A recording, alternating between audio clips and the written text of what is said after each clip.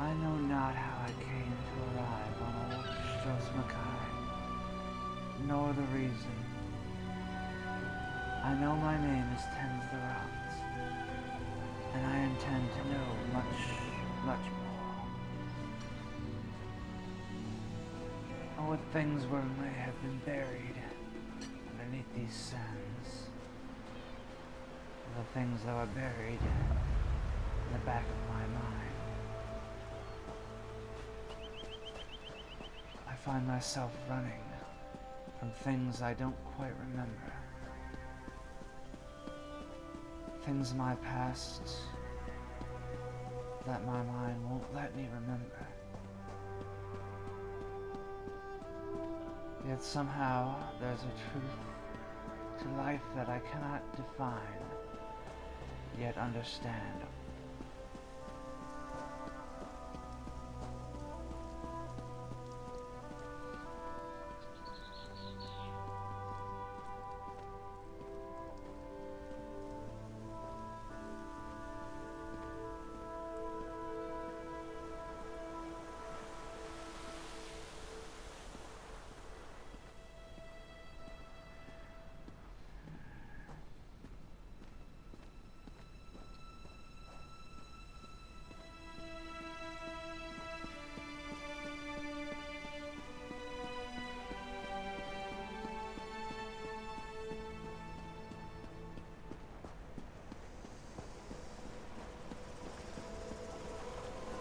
Barren waste or murky waters I may have come from, pale in comparison to this arid land in front of me.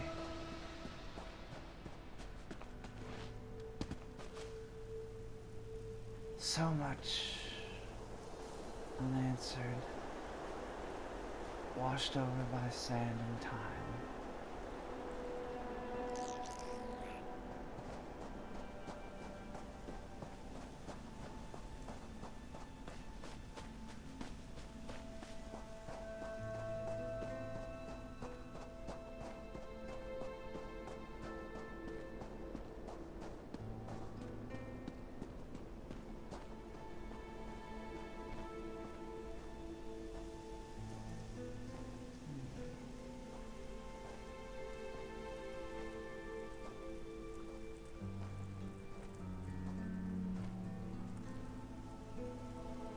An odd-looking text.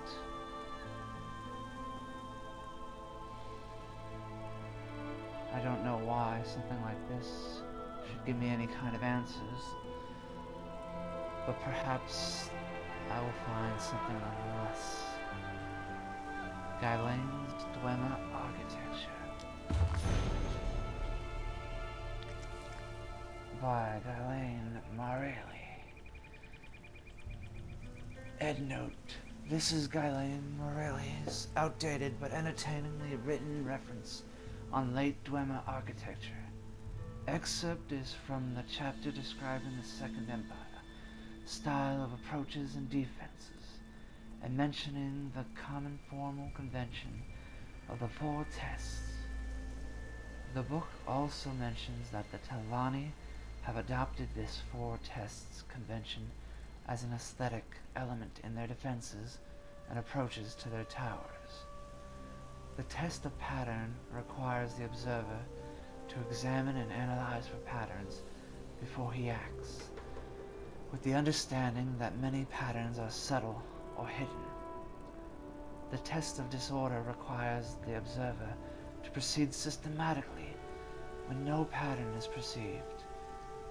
When the observer recognizes that many things must be done, and in no specific order, the procedure is to perceive and order all the things to be done, and upon doing a thing, to recall how and when that thing has been done. For example, the observer must remember the initial position of a thing, and also the new position of that thing. The test of evasion requires the observer to examine the obstacle and compare his resources and abilities. If the obstacle is too difficult, seek for a path around the difficulty. The test of confrontation requires the observer to examine the obstacle and compare his resources and abilities. If the obstacle is too difficult, look for a path around the difficulty. But if no path around can be found, confront the obstacle directly.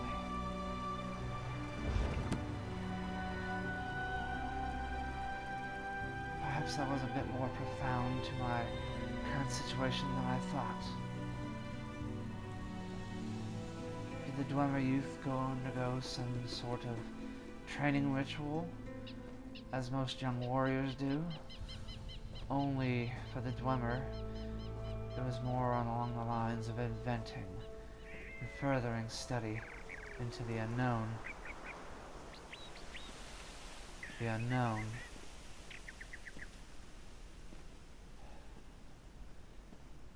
They had so many people with them, guiding each other. And even though they vanished, they did flourish for a time beforehand. Will I flourish in this sand, not knowing where I've come? No. I won't dwell on the unknown past, but should I find it written, perhaps where I am going will be all the more apparent.